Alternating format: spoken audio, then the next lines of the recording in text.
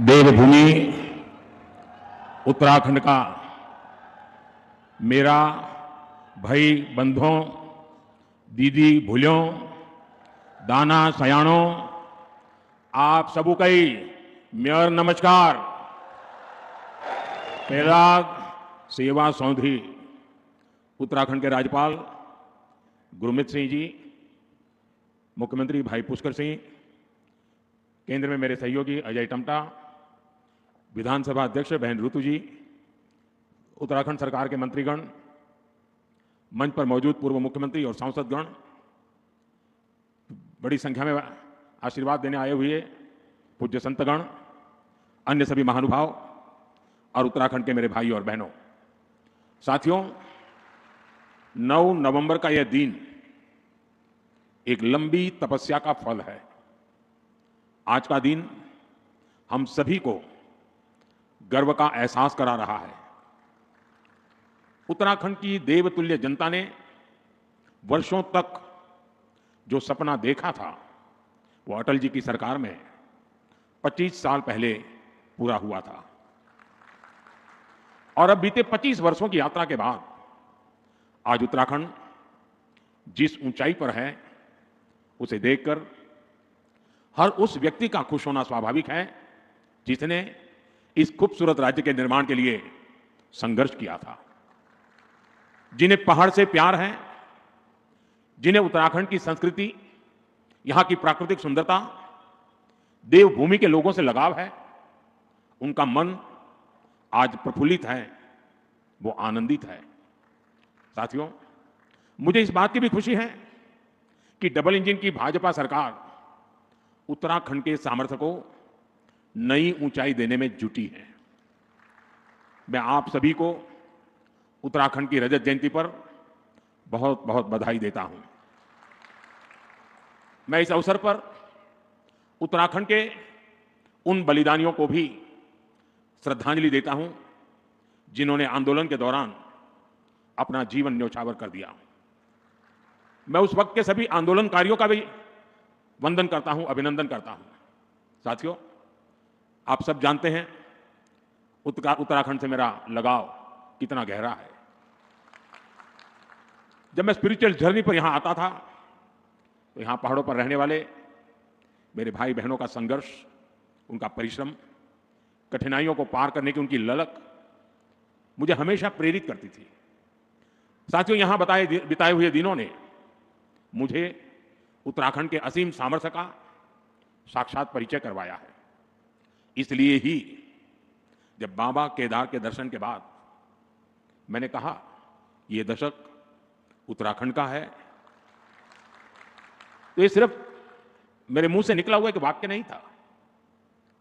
मैंने जब ये कहा तो मुझे पूरा पूरा भरोसा आप लोगों पर था। आज जब उत्तराखंड अपने 25 वर्ष पूरे कर रहा है, तो मेरा यह विश्वास और दृढ़ हो गया है कि उत्तराखंड के उत्कर्ष का कालखंड है। साथियों, 25 साल पहले जब उत्तराखंड नया नया बना था, तब चुनौतियां कम नहीं थी। संसाधन सीमित थे, राज्य का बजट छोटा था, आय के स्रोत बहुत कम थे और ज्यादातर जरूरतें केंद्र की सहायता से पूरी होती थी। आज तस्वीर पूरी तरह बदल चुकी है। यहां आने से पहले मैंने रजत जयंती समारोह पर शानदार प्रदर्शनी देखी। आपसे भी मेरा आग्रह है, उस प्रदर्शनी को उत्तराखंड के हर नागरिक ने देखनी चाहिए। इसमें उत्तराखंड की पिछले 25 वर्षों की यात्रा की झलकियां हैं। Infrastructure, education, industry, tourism, health, power और ग्रामीण विकास, ऐसे अनेक क्षेत्रों में सफलता की गाथाएं प्रेरित करने वाली हैं। 25 साल पहले उत्तराखंड का बजट सिर्फ 4000 करोड़ रुपए था। आज जो 25 साल की उम्र के हैं, उनको उस समय का कुछ भी पता नहीं होगा। उस समय 4000 करोड़ रुपए का बजट था। आज ये बढ़कर 1 लाख करोड़ रुपए को पार कर चुका है। 25 साल में उत्तराखंड में बिजली उत्पादन 4 गुना ज्यादा हो गया है।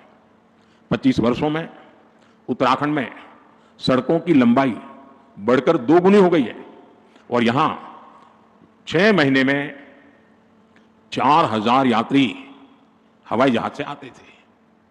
6 महीने में 4000। आज एक दिन में 4000 से ज्यादा यात्री हवाई जहाज से आते हैं। साथियों, इन 25 सालों में इंजीनियरिंग कॉलेजों की संख्या 10 गुना से ज्यादा बढ़ी है। पहले यहां सिर्फ 1 मेडिकल कॉलेज था, आज यहां 10 मेडिकल कॉलेज है। 25 साल पहले वैक्सीन कवरेज का दायरा सिर्फ 25% भी नहीं था। 75% से ज्यादा लोग बिना वैक्सीन की जिंदगी शुरू करते थे। आज उत्तराखंड का करीब करीब हर गांव वैक्सीन कवरेज के दायरे में आ गया है। यानी जीवन के हर आयाम में उत्तराखंड ने काफी प्रगति की है। विकास की यह यात्रा अद्भुत रही है।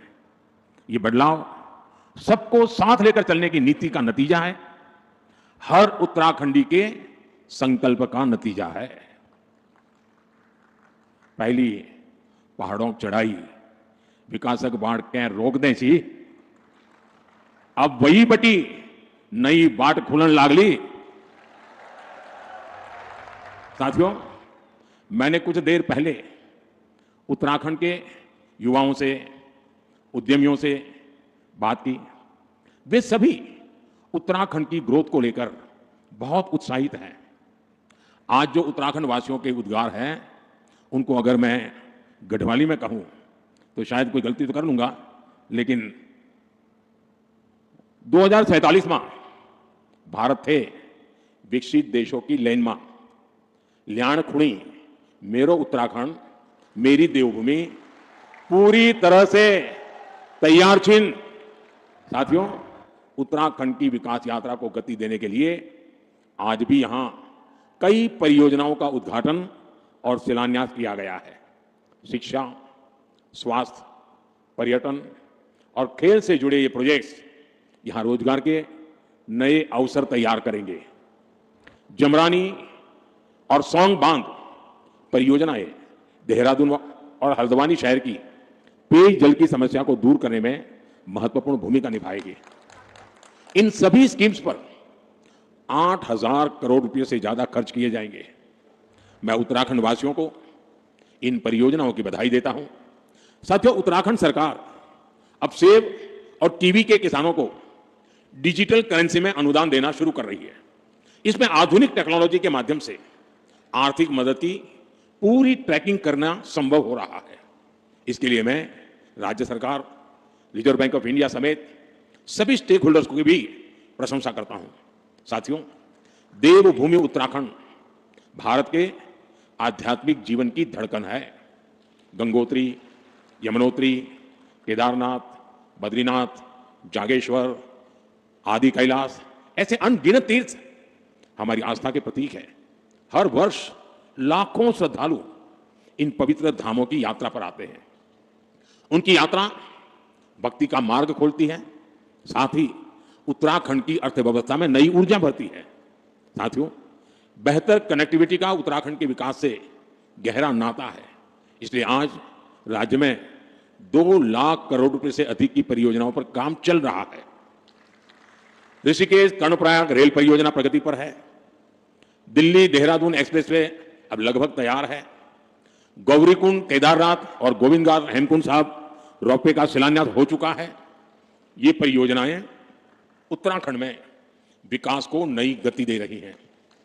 साथियों, उत्तराखंड ने 25 वर्षों में विकास की एक लंबी यात्रा तय की है। अब सवाल यह है कि अगले 25 वर्षों में हम उत्तराखंड को किस ऊंचाई पर देखना चाहेंगे। आपने वो कहावत जरूर सुनी होगी, जहां चाह वहां राह। इसलिए जब हमें यह पता होगा कि हमारा लक्ष्य क्या है, तो वहां पहुंचने का रोड मैप भी उतनी ही तेजी से बनेगा। और अपने लक्ष्यों पर चर्चा के लिए 9 नवंबर से बेहतर दिन और क्या होगा। साथियों, उत्तराखंड का असली परिचय उसकी आध्यात्मिक शक्ति है।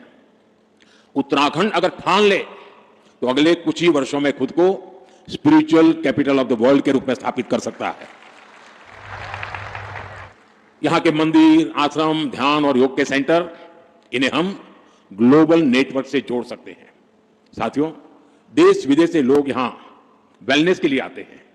यहां की जड़ी बूटियां और आयुर्वेदिक औषधियों की मांग तेजी से बढ़ रही है। पिछले 25 वर्षों में एरोमेटिक प्लांट्स, आयुर्वेदिक जड़ी बूटियां, योग और वेलनेस टूरिज्म में उत्तराखंड ने शानदार प्रगति की है।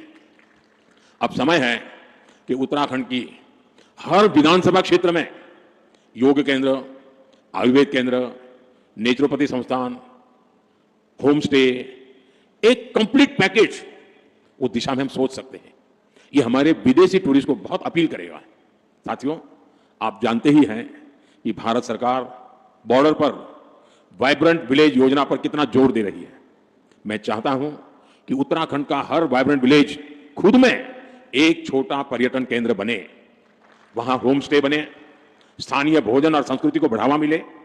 आप कल्पना करिए, जब बाहर से आने वाले पर्यटक एकदम घरेलू माहौल में डुबके चुड़कानी खाएंगे, रोट, अरसा, रस, भात खाएंगे, जंगोरे की खीर खाएंगे, तो उन्हें कितना आनंद आएगा। यही आनंद उन्हें दूसरी बार, तीसरी बार उत्तराखंड वापस लेकर आएगा। साथियों, अब हमें उत्तराखंड में छुपी हुई संभावनाओं के विस्तार पर फोकस करने की आवश्यकता है। यहां हरेला, फुलदेई, भिटौली जैसे त्योहारों का हिस्सा बनने के बाद पर्यटक उस अनुभव को हमेशा याद रखते हैं। यहां के मेले भी उतने ही जीवंत हैं। नंदा देवी का मेला, जौलजीबी मेला, बागेश्वर का उत्तरायणी मेला, देवी धुरा का मेला, श्रावणी मेला और बटर फेस्टिवल, इनमें उत्तराखंड की आत्मा बसती है। यहां के स्थानीय मेलों और पर्वों को वर्ल्ड मैप पर लाने के लिए वन डिस्ट्रिक्ट वन फेस्टिवल, अर्थात एक जिला एक मेला जैसा कोई अभियान चलाया जा सकता है। साथियों, उत्तराखंड के सभी पहाड़ी जिले फलों के उत्पादन में काफी पोटेंशियल रखते हैं। हमें पहाड़ी जिलों को हॉर्टिकल्चर सेंटर बनाने पर फोकस करना चाहिए। ब्लूबेरी, कीवी, हर्बल और मेडिसिनल प्लांट्स, ये भविष्य की खेती है। उत्तराखंड में फूड प्रोसेसिंग, हस्तशिल्प, ऑर्गेनिक प्रोडक्ट्स, इन सब के लिए एमएसएमई को नए सिरे से सशक्त किए जाने की जरूरत है। साथियों, उत्तराखंड में 12 महीने पर्यटन की संभावनाएं हमेशा से रही है। अब यहां कनेक्टिविटी सुधर रही है और इसलिए मैंने सुझाव दिया था कि हमें 12 मासी टूरिज्म की ओर बढ़ना चाहिए। मुझे खुशी है कि उत्तराखंड विंटर टूरिज्म को नया आयाम दे रहा है। मुझे अभी जो जानकारियां मिली वो उत्साह बढ़ाने वाली है। सर्दियों में आने वाले पर्यटकों की संख्या में तेज बढ़ोतरी हुई है। पिथौरागढ़ में 14,000 फुट से अधिक ऊंचाई पर हाई एल्टीट्यूड मैराथन का आयोजन हुआ। आदि कैलाश परिक्रमा रन भी देश के लिए प्रेरणा बनी है। 3 वर्ष पहले आदि कैलाश यात्रा में 2,000 से भी कम श्रद्धालु आते थे। अब यह संख्या 30,000 से अधिक हो चुकी है। अभी कुछ दिन पूर्व ही केदारनाथ मंदिर के कपाट बंद हुए हैं।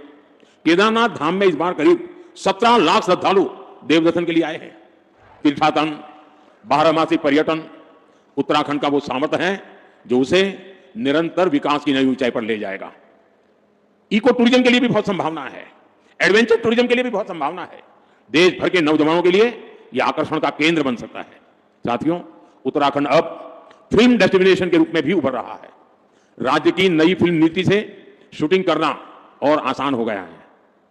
वेडिंग डेस्टिनेशन के रूप में भी उत्तराखंड लोकप्रिय हो रहा है और मेरा तो अभियान चल रहा है वेड इन इंडिया।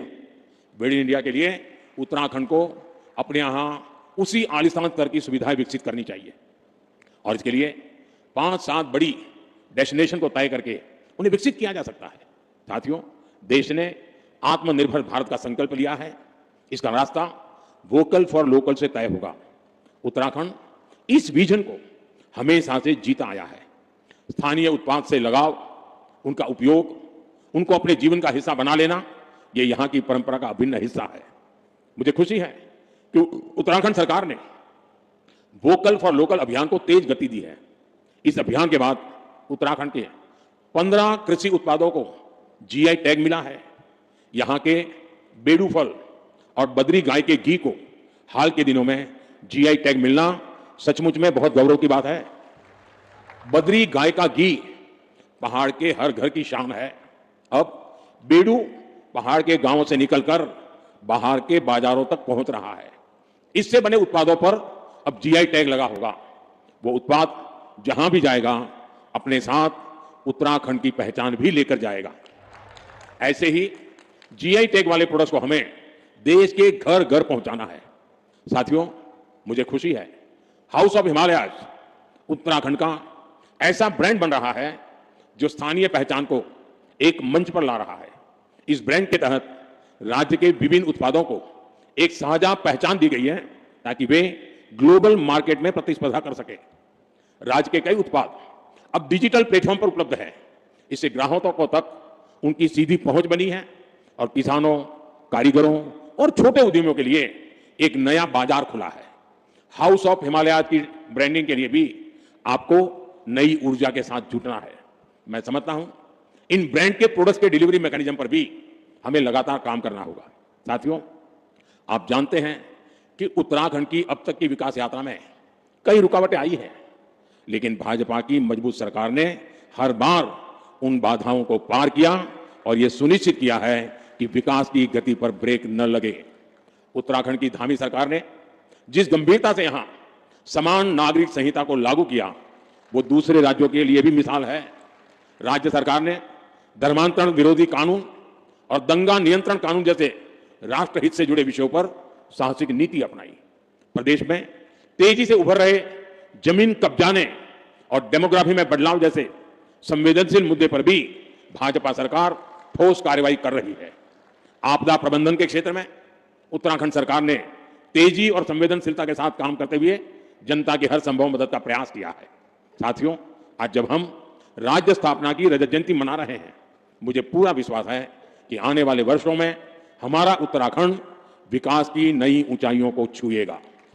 अपनी संस्कृति, अपनी पहचान को उसी गर्व के साथ आगे बढ़ाएगा। मैं एक बार फिर उत्तराखंड के सभी निवासियों को रजत जयंती समारोह की हार्दिक शुभकामनाएं देता हूं और मैं आपसे अपेक्षा करता हूं कि अभी से 25 साल के बाद जब देश आजादी के 100 साल मनाता होगा, तब उत्तराखंड किस ऊंचाई पर होगा, ये लक्ष्य अभी से तय कर लेना चाहिए, रास्ता चुन लेना चाहिए और इंतजार किए बिना चल पड़ना चाहिए। मैं आपको यह भी भरोसा देता हूं कि भारत सरकार हमेशा उत्तराखंड सरकार के साथ खड़ी है। आपको हर कदम पर सहयोग देने को हम तत्पर हैं। मैं उत्तराखंड के हर परिवार, हर नागरिक के सुख, समृद्धि और उज्जवल भविष्य की कामना करता हूं। आप सबका बहुत बहुत धन्यवाद। भारत माता की, भारत माता की। वंदे मातरम का 150वां वर्ष है। मेरे साथ बोले वंदे वंदे वंदे वंदे। बहुत बहुत धन्यवाद।